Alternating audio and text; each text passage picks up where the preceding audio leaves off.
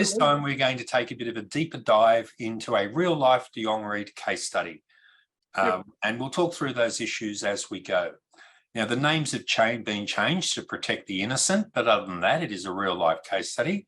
And those members of our audience today who attended our recent breakfast seminar series would be familiar with this case study. We did discuss it at the seminar, but today we're going to take a bit of a deeper delve into some of the issues. Now, before we get into our case study, Ashley, what sort of news or updates do you have for us this month? Yeah, well, there's probably not a lot of new from the insolvency space point of view. I think the wind-ups and bits and pieces are still continuing on. I think for those who listened in last month, the ATO, the updates, I guess, for those who missed it, was that the DPN numbers have increased to around 300 a day now.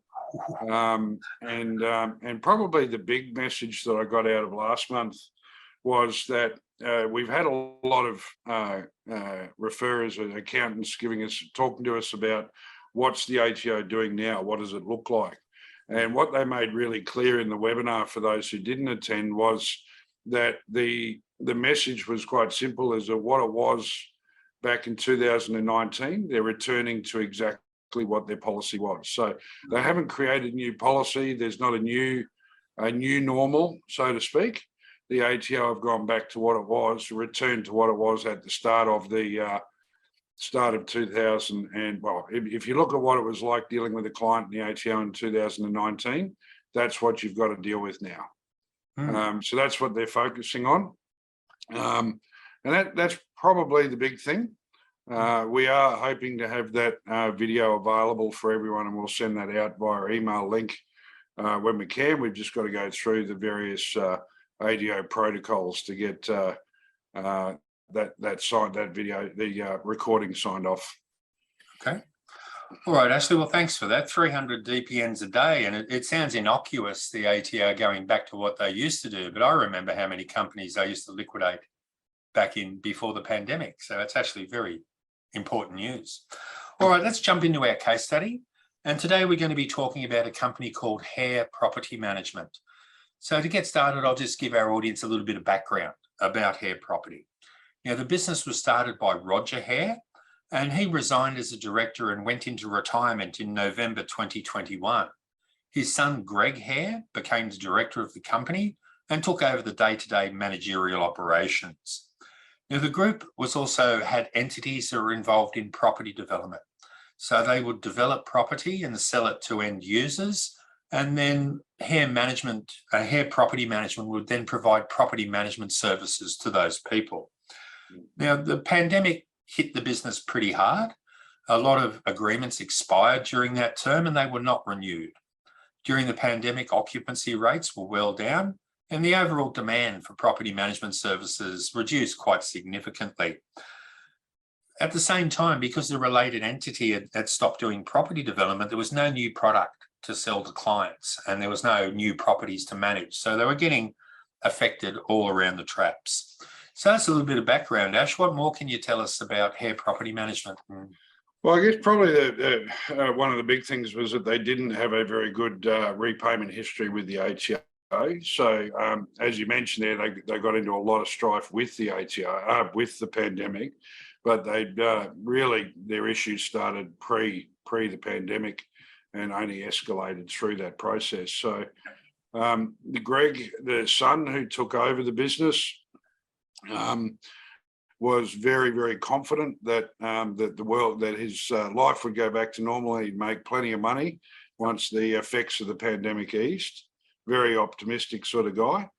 But the reality was that when this story starts, the ATO hadn't been chasing him for quite a long time. They'd really been just allowed to get away with accumulating the debt without having to do anything about it. Yeah, and I think a lot of business people, they just have to be born optimists because it's just so tough out there. If you don't have a bit of that in you, you're probably not going to be able to roll with the punches. Yeah. So like a lot of businesses, they got behind with the ATO. The pandemic only made it worse, but they're still a long way from talking to someone like you or I, aren't they, Ash? Yeah. Well, any business with tax arrears probably is going to have an issue at some point. So, deciding to deal with the issue or at least have a plan to address it moving forward is really critical, and to have that plan B. So, it's important if you've got tax arrears that you're not managing, you can't pay as and when they fall due. Yep. Then really you should be talking about strategies to address it straight away. Yeah, it's a good point, Ash, because that ATO debt is just not going to go away of its own accord. At some point, you're going to have to deal with it. Yeah. But back to our friend Greg, he got in a bit of strife. What happened to him next? Well, the next phase of the story was he received the warning letter, or was it the awareness letter? Awareness letter. So he received that, saying that he had as a director, he had the potential for a director penalty notice. Yep. I don't think we're going to see these awareness letters again, but it was a good way of coming back into collection process back at the time. So he received that. Now, we've spoken about those a few times before, like Ash and I call them warning letters, but the ATO call them awareness letters. But whatever you want to call them, fair play to the ATO for doing it. They didn't have to do that. And they at least gave everybody a bit of a heads up. And Greg got that same warning that a lot of our clients have received, and I'm sure a lot of the clients are the members of our audience today.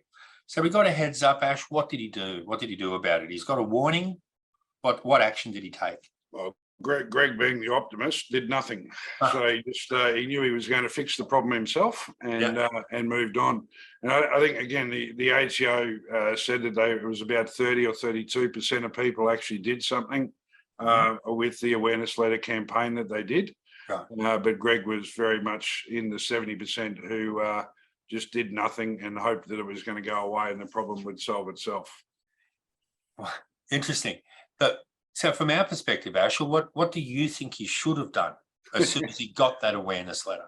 Well, the obvious thing to say is obviously, and what should happen is that when, if you've got clients with these tax debts or they did receive the warning letters, well, it's getting a bit old now to talk about if you've received it, but there's still a lot of people who haven't dealt with it, is they need to be talking to their advisors and getting a look at things. Now, if those, as we promote regularly, if those people listening here want to talk to us about what are some of the options, what we can or can't do, and how that all plays out, then you're more than welcome to give us or Phil or I or any of the strategists a call and talk through options for the clients and help start looking at what the plan B options are.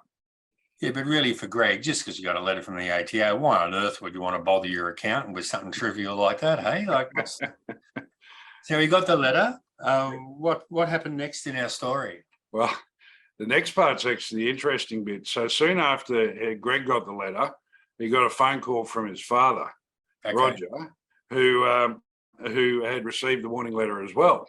Right. Now, Roger's letter was for about $870,000.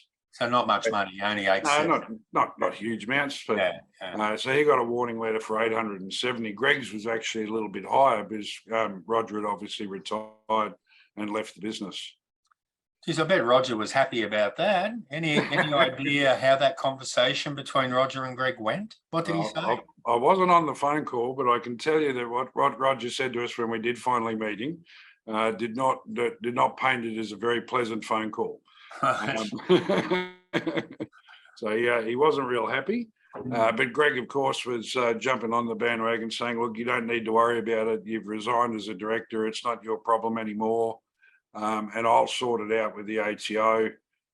You just go about your retirement and let me worry about this.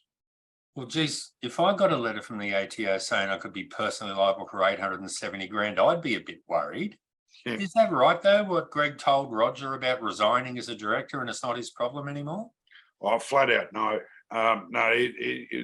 Resigning as a director does not absolve you of the responsibility under director penalty notices, right?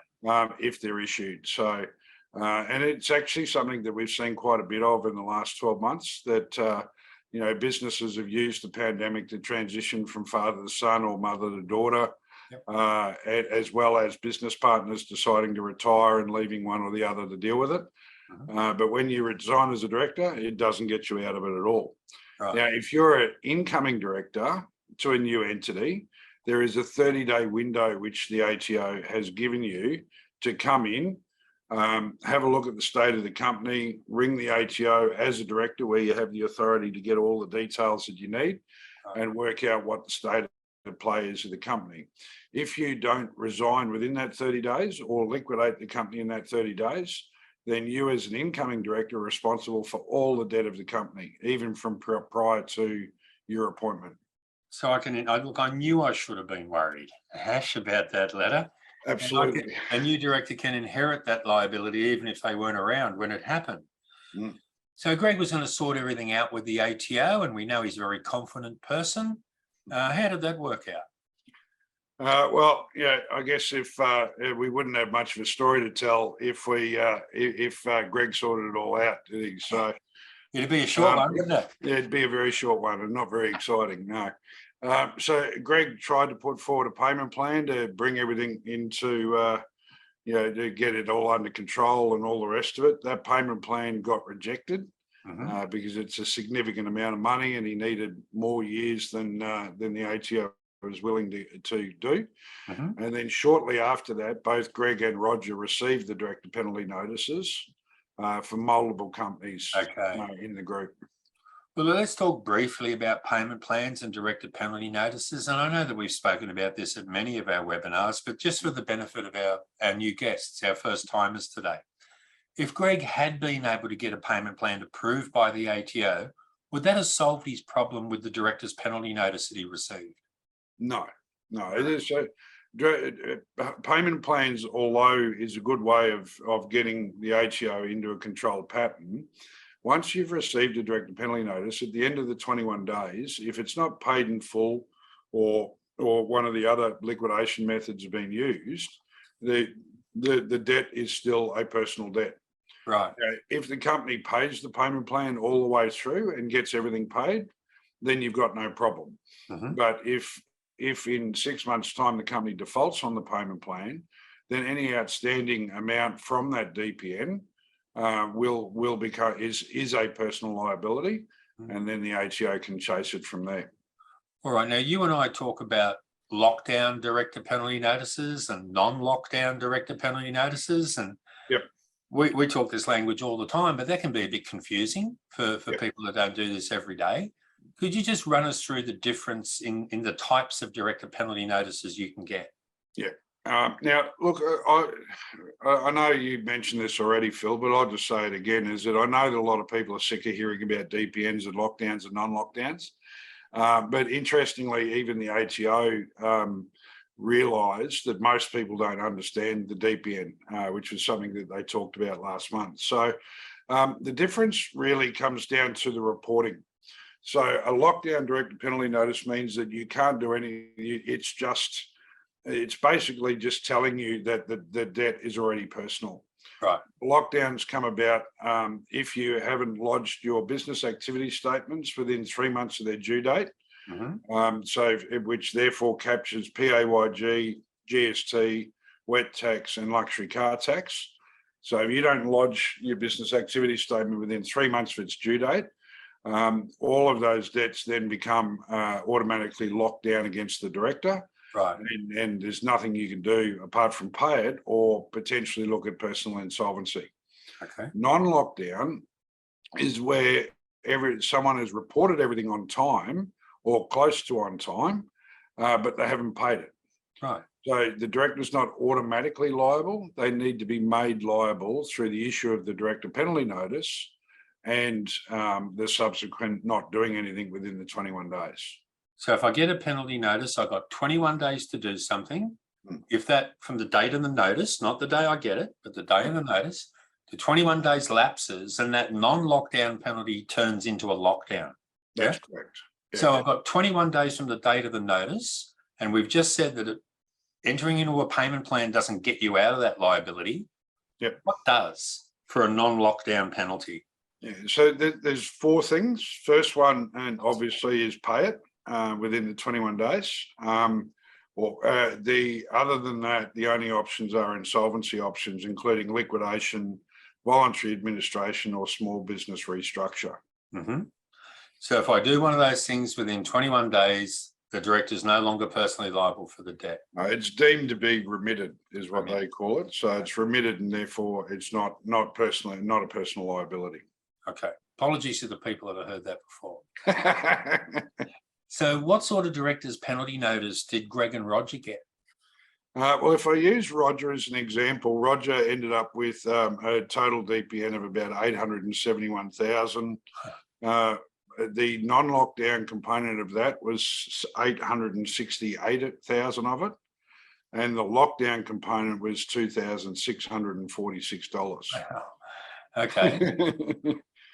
Yeah, so the debts went back to as early as March 2017. Yes, there's no time limit on how far they can go back. If it's unpaid, No. it's unpaid, and you can get a penalty notice for it. That's correct. Yeah. So the companies had pretty much reported everything on time, which is why most of it was locked down. So they really, if they did something prior to, virtually the whole of the penalty was non-lockdown, which gave us some time, some ability to do something.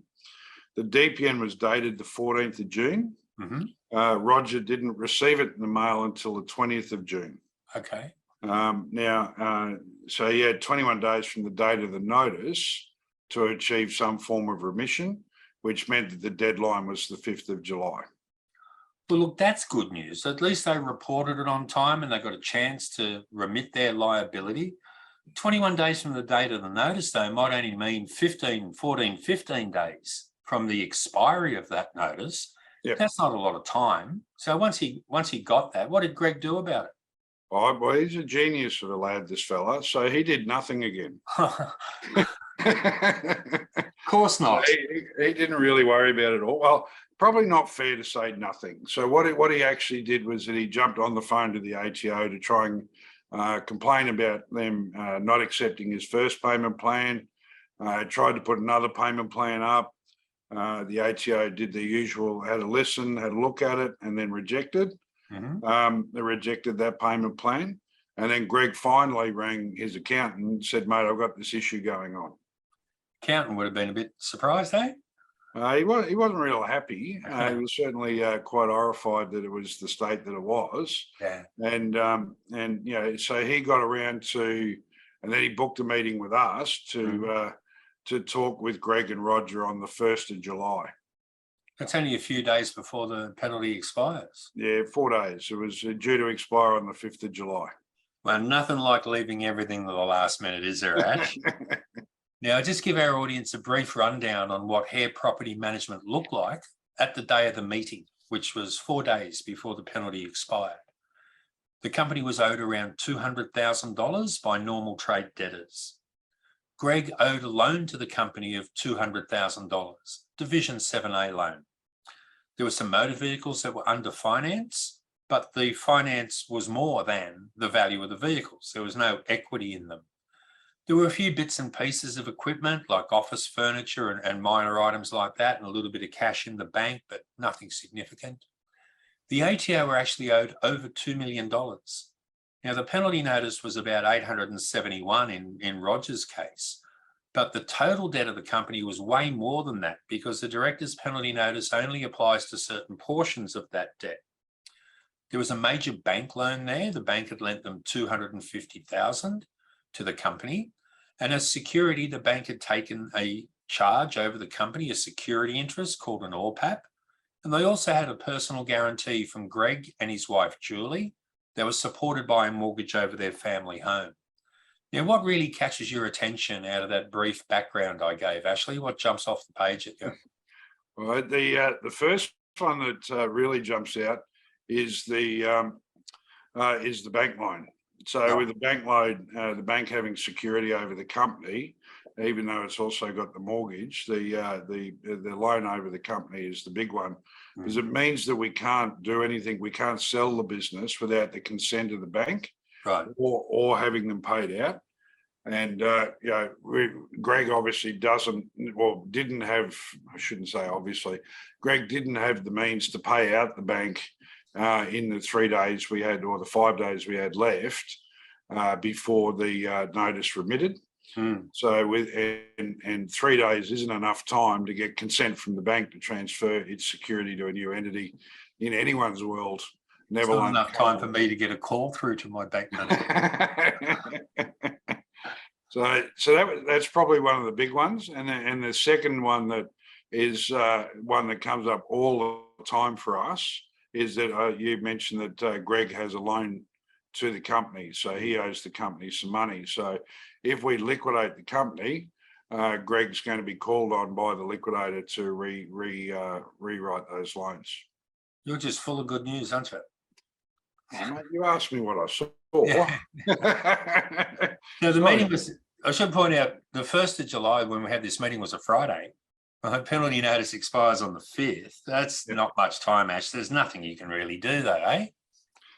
Well, again, mate, it's not much of a story. If it's not much of a story for us, if we go, no, I can't do anything. Bad luck to that Let's go client. home. Yeah. Not a good case study. So, Yeah. look, probably the big thing is when you run out of, or you have limited time like that, then our options are limited. But there's always something that can be done to better the situation for a client, even with such limited time available. Now, look, I believe you, Ash, because I've worked with you for a long time, and I know what you do. But I think a few people now in our audience might need a little bit of convincing that you can do anything significant in that time. Yep. Where did you start? How do you go about it? Yeah, so really for us, it was primarily the things that we could deal with in that couple of days. So the first thing was to deal with the loan accounts. So in this particular case, we needed to get the reconciliation of the loan accounts done very, very quickly, because we needed to deal with that prior to the appointment of the liquidator, because we can't touch the books and the records after a liquidator is appointed. Now, historically, in this case, Greg had been taking the money out, which went into the loan account, and then that got turned into wages at some time in the future. Right. So that was, so we worked with the accountant on this to get all of that reconciled and to have Greg's wages, have the loan extinguished to turn that into wages for Greg. Okay. Now, he was obviously going to cop some tax liability for that, but he would have copped it anyway. All right. So can you just talk a little bit more about the loan account and just explain a little bit about why you recommended what you did and why we did exactly this with Greg's loan? Yeah, well, I've got to say, loan accounts are the bane of my existence when it comes to companies going into liquidation. It's and it's something that we always need to, pretty much always have to address. There's always some form of it there. But the main reason why we took this approach with Greg was that he actually had, historically, that's what they'd done with his loan account. So because it was historically what was done, it made sense to follow in that pattern. It was just that we were doing it in the middle of a finance period, rather than when it was being done towards the end. So once that's all done, so that's why we journaled it out to wages in this case, was that's actually historically what was done. That would help stand up against the liquidator. It's not always the best way or the only way to do it. It's not the only way to do it. In this case, it worked. And if your timing's right, you can actually, some of those wages could go over more than one accounting period, or one tax period, I should say, rather than spread them over two and maybe get a bit of a lower marginal rate. Potentially, yeah. So the other big way with loans is that we can actually look at settling those loans out. So if you think about, a third party, or people with credit cards, you talk to the third party about negotiating a settlement of that loan. The company and the director are two separate legal individuals or entities, so therefore they can enter into a negotiation with each other, and they can settle out the loan on normal commercial terms. So, which is often another way that we deal with these things. And sometimes it can actually be left to the liquidator. So we do it after the liquidation's appointed, and we get the liquidator to negotiate with through us with the director to negotiate a settlement. The problem with that can be that there's a liquidator's got an obligation to go to creditors where there's over 100, if the debt's over 100,000. So if it's a larger debt, it's not as simple as just negotiating between two people. It's got to go to a meeting of the creditors. Okay. So even just doing that for Greg's been a positive thing. The loan account's been dealt with, but in the time you've got, there's not much you can do about the business. It's too late. Well, certainly doing a restructure, which would be our normal go-to sort of position for this type of scenario, that was off the table in its normal form because of the bank security. Yep. There's other creative ways to deal with these things. So what we were able to do was, and what we recommended was to put in a license agreement between Hare Property Management and a new company to run the business of Hare Property Management while it went through the liquidation process. Okay. Now, I know a lot of businesses use license agreements, which are sometimes called management agreements, as part of their normal business structure and for asset protection purposes. Now, in that case, one company might own all the assets and all the goodwill, and it enters into an agreement with another company to actually trade that business. And that sort of separates the trading risk from the ownership of the assets to an extent. Tell us a little bit more about how what factors you need to consider in license agreements in circumstances like Hare Property Management. If you're setting up a license agreement, it's important that it's commercial. So it's got to have make sense. So you've got to work out your license fees.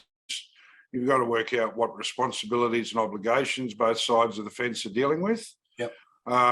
What services are being provided, what assets are going to be used, and who owns those assets, if need be, is structured the right way. And the terms and conditions to terminate are all critical parts of setting up a good license agreement. In this case, we were able to use that because we knew appointing a liquidator, they're not going to run the business. But we believed that there was value in the business, and obviously so did Greg.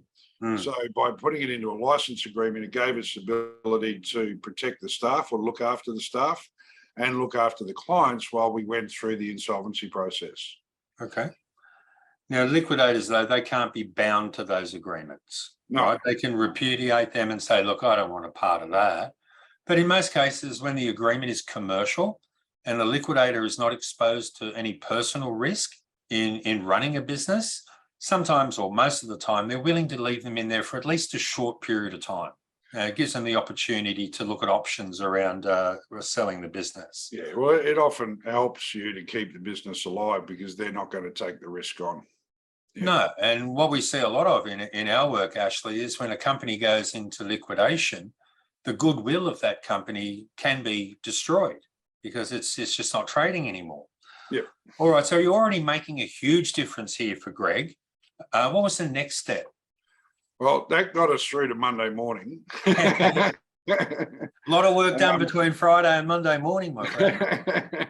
So the next big part that we had to deal with before the liquidation was the banks and the financiers.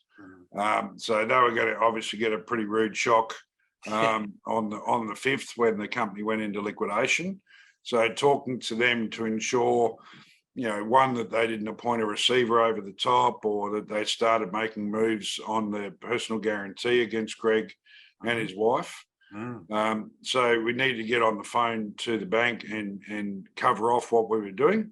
Does anybody enjoy talking to the bank, Ash? Well, I don't think there's many, even those who are paid to do it. I used to work there, and I don't even like talking to them.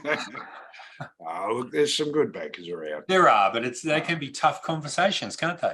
Oh, when you've got to say that you're going to put a company into liquidation and their security is tied to that, it's not going to be a good conversation. And often when you call your bank manager to tell them that, that's a red flag that means that they've got to send the file off to someone else, and all of a sudden it all gets very messy and complex. And luckily we do a lot of that work, and a lot of people listening to you know that you're in banking for a long time. Yes. And you speak your own language, you bankers. Yep. So having the right conversations with them that talk and understand what's going to happen in the insolvency with people who understand on the other side is really important to get that comfort level. So we did that. We talked to them. We can't say they were happy campers, but they were willing to sit and watch the process play out for the time being. And the same with asset financiers. It's more about making sure they don't repossess the vehicles. that were important to the business. So talking to them, again, not happy, but they were willing to give a level of commitment that they weren't going to repossess while we worked through the pieces of the puzzle. And I think to some extent, yeah, sure, the bank aren't happy, but they still have a mortgage over Greg and Julie's family home. And Yep. if we don't make them happy, well, they can always pull that out of their back pocket and Yes. use that to return to a state of happiness as a banker. Yeah. So you had like 3 or 4 days from the time of that first meeting until that penalty notice expired. Yep. Where did you get to in that time? So in those three days, we dealt with the director's loan.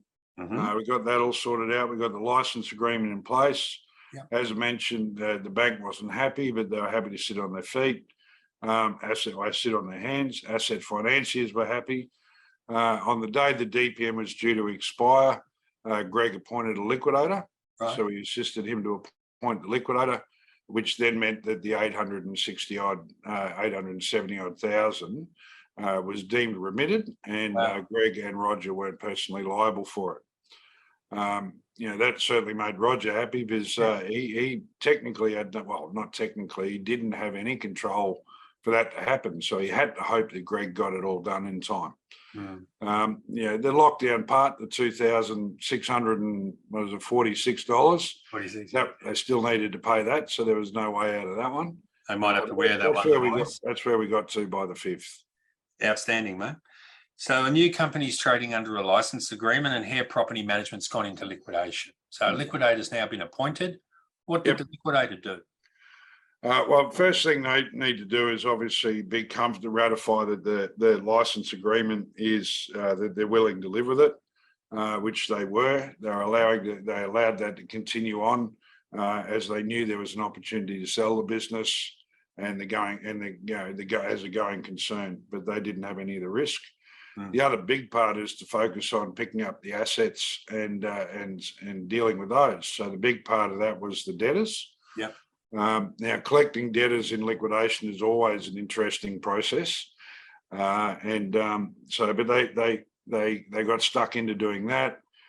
Tried to collect them as much as they could.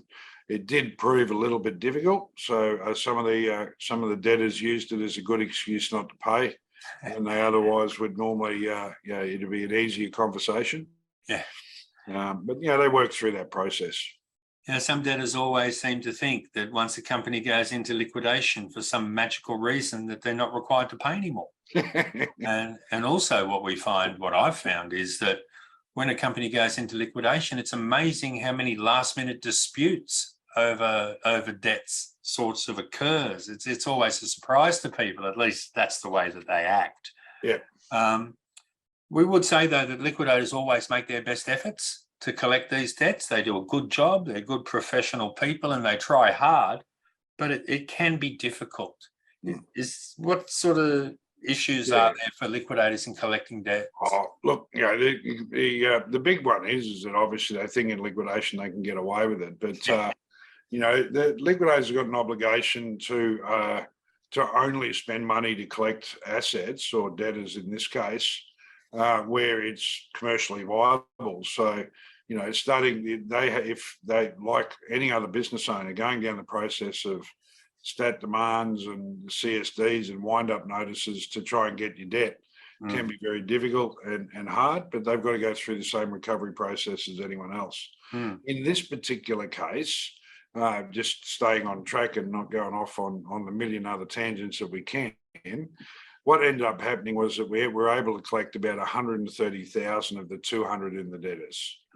Well, that's not good, because I was thinking that we owe the bank 250. If I could get that 200 worth of debtors, that'd go a long way towards looking after the bank. Greg thought so as well. He thought that would be a big part of sorting out that problem. The money, but the way the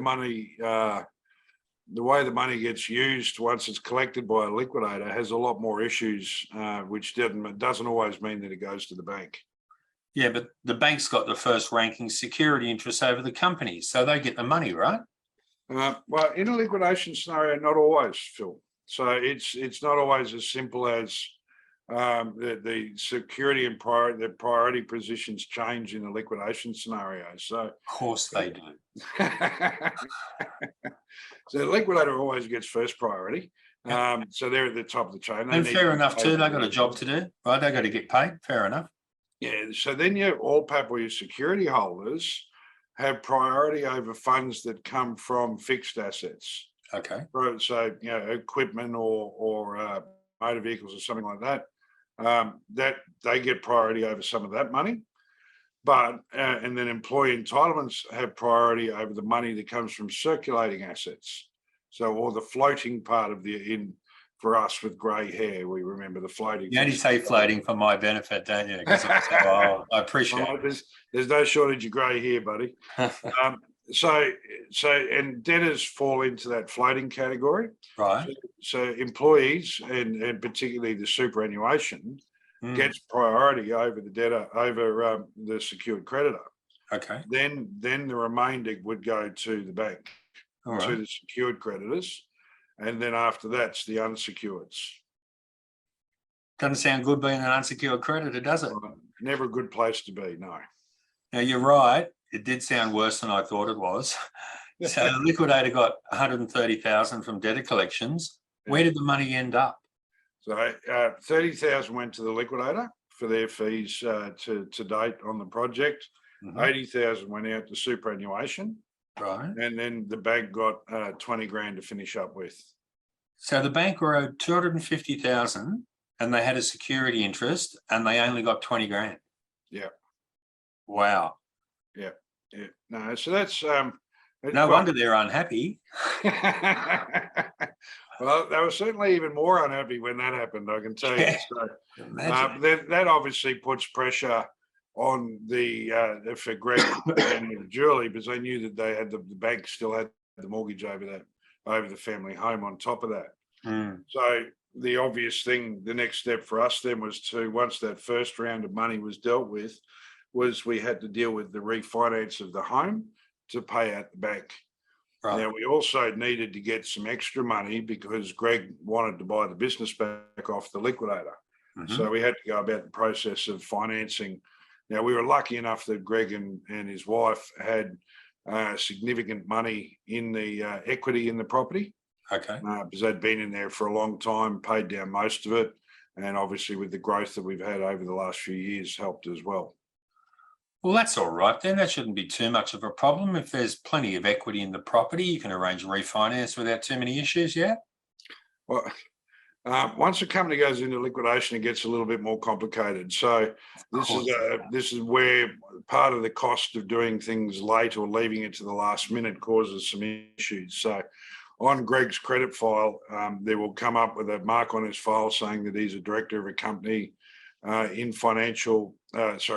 he's a director of a company under external administration. So that has an impact on his ability to get finance. Okay. And with his guarantor. So that comes up whether you're a guarantor or whether you're the primary lender.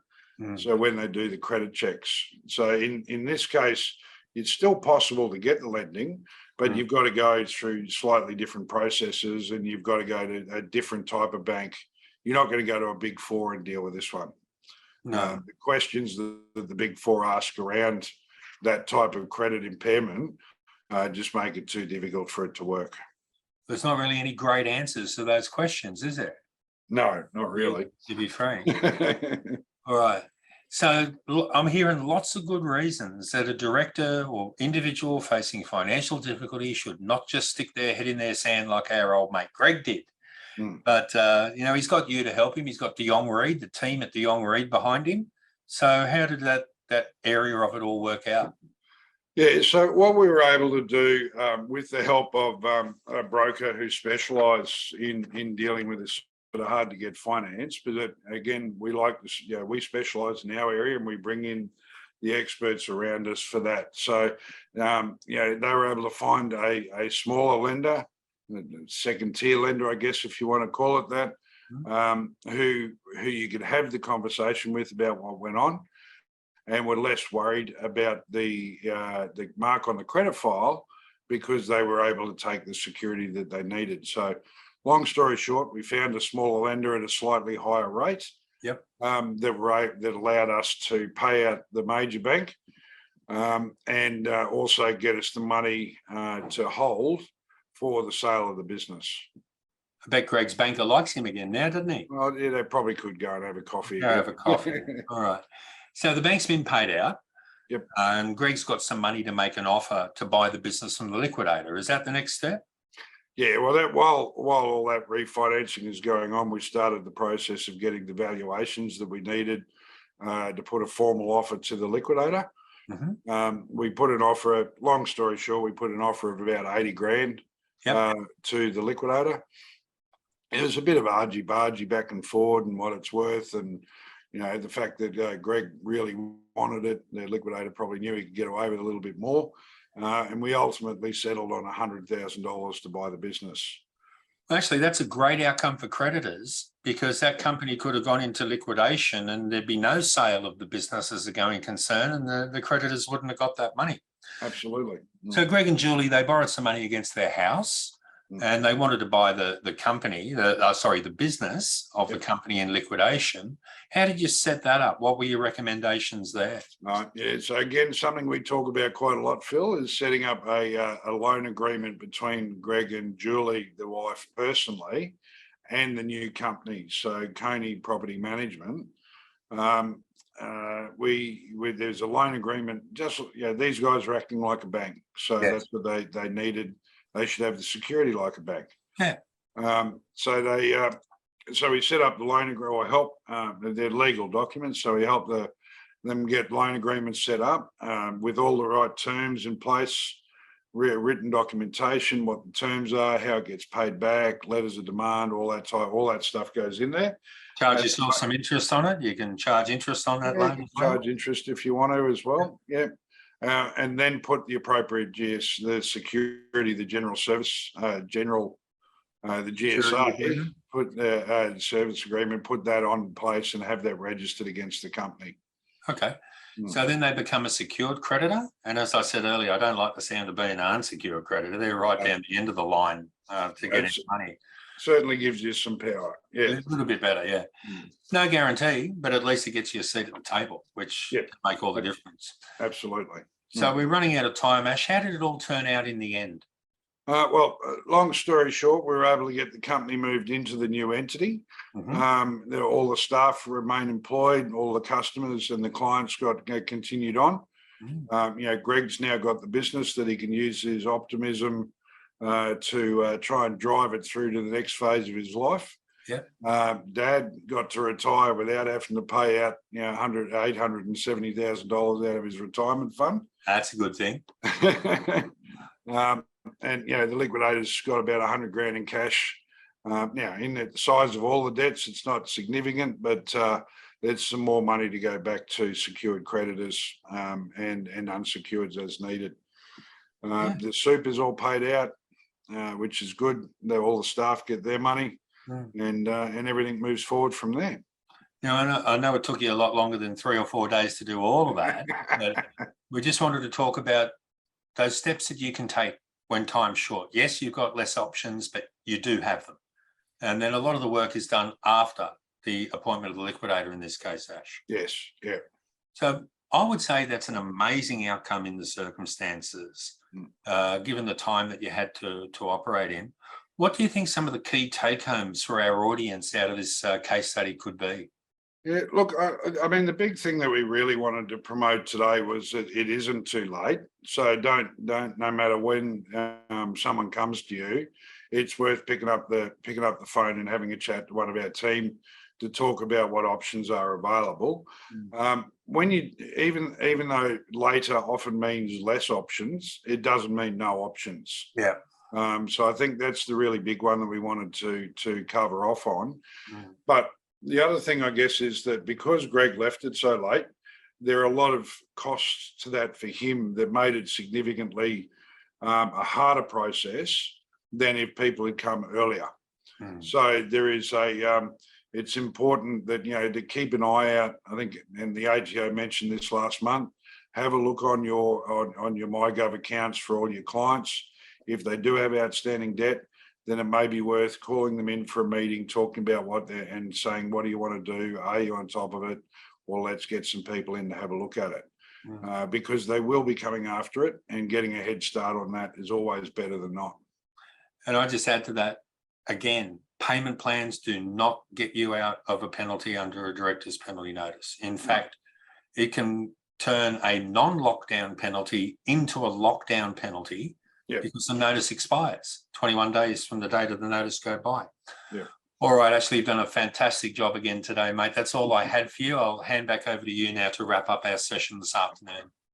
All right, well, we'll open it up if there are any questions in the chat, or you can use the electronic hand to raise your hand, and we can pop any questions through and try and deal with those as best we can.